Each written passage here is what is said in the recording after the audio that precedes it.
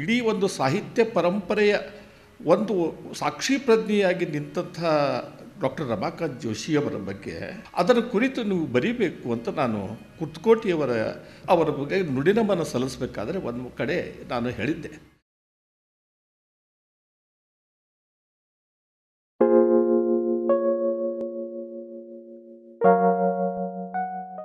ಈಗ ಶ್ರೀ ಶ್ರೀನಿವಾಸ ವಡಪೆಯವರು, ಆನಂತರ ಡಾಕ್ಟರ್ ಬಾಳಣ್ಣ ಶಿಗಿಯವರು ಮೊನ್ನೆ ಅವರು ಅಂತ್ಯಕ್ರಿಯೆ ಸಮಾರಂಭದಲ್ಲಿ ಈಗಾಗಲೇ ಹೇಳಿದಾಗೆ ಅಲ್ಲಿ ಒಬ್ಬರು ಬಂದಿದ್ದರು, ಭಾಳ ಅಪರೂಪದ ವ್ಯಕ್ತಿ, ಭಾಳ ಮಂದಿ ಗಮನಕ್ಕೆ ಬಂದಿರಲಿಲ್ಲ. ಅಲ್ಲಾ ಬಕ್ಷ್ ಅವರು.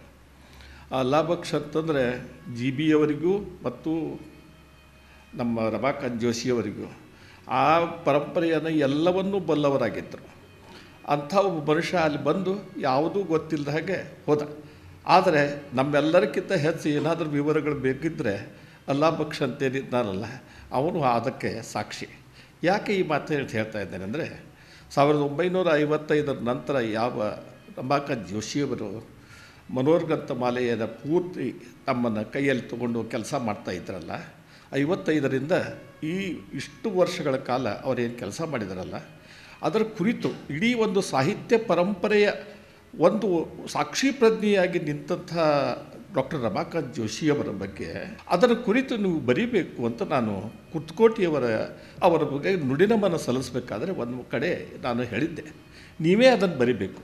ಯಾಕಂದರೆ ಇಡೀ ಒಂದು 93 ವರ್ಷದ ಇತಿಹಾಸದ ಬಗ್ಗೆ ಅವರ ತಂದೆಯಿಂದ ಜಿ ಬಿ ಜೋಶಿಯವರಿಂದ ಗೊತ್ತಿದ್ದದ್ದು ಮತ್ತು ಮುಂದೆ ಇಲ್ಲಿ ತಾವು ಇರೋ ತನಕ ಏನೆಲ್ಲ ನಡೆಯಿತು, ಯಾವ್ಯಾವೆಲ್ಲ ಘಟನೆಗಳು ನಡೆದವು ಅಂಬೋದನ್ನೇನಾದರೂ ಒಂದು ದಾಖಲೀಕರಿಸಿದರೆ ಅದು ಕನ್ನಡ ಸಾಹಿತ್ಯದಕ್ಕೆ ನಿಜವಾದ ಒಂದು ಅದ್ಭುತವಾದ ಕೊಡುಗೆ ಆಗ್ತದೆ ಅಂತ ನಾನು ಹೇಳಿದ್ದೆ.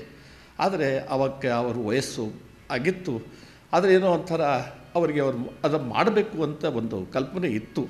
ಅದು ಬರೆದಿದ್ದ ಏನಾಗಿದ್ದರೆ ಅಥವಾ ಅವರು ಮಾತಾಡಿದ್ದರೆ ಅನೇಕ ವಿಷಯಗಳನ್ನು ಮಾತಾಡಿದರೆ, ಆದರೆ ಅದು ಬರೆದು ದಾಖಲಿಸಿಬಿಟ್ಟಿದ್ದರೆ ನಿಜವಾದ ಒಂದು ನವೋದಯದ ನವ್ಯದ ನಂತರದ ಎಲ್ಲ ಪ್ರಕಾರಗಳಿಗೆ ಅದು ಒಂದು ಸಾಕ್ಷೀಭೂತವಾಗಿ ನಿಲ್ಬಲ್ಲದು.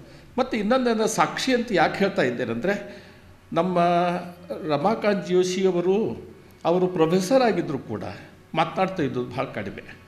ಅವರು ಅಟ್ಟದ ಮೇಲೆಯೂ ಕೂಡ ದಿಗ್ಗಜರು ಯಾರು ಇರ್ತಿದ್ರಲ್ಲ ಅವರು ಮಾತಾಡಬೇಕಾದ್ರೆ ಯಾವಾಗೂ ಮಾತಾಡ್ತಿದ್ದಿಲ್ಲ.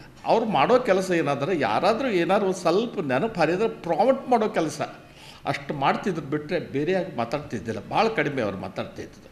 ಅದೇ ರೀತಿ ಜಿ ಬಿ ಅವ್ರ ಅನ್ಕ ವೇದಿಕೆ ಮೇಲೆ ನಿಂತು ಎಂದೂ ಮಾತಾಡಿರಲಿಲ್ಲ.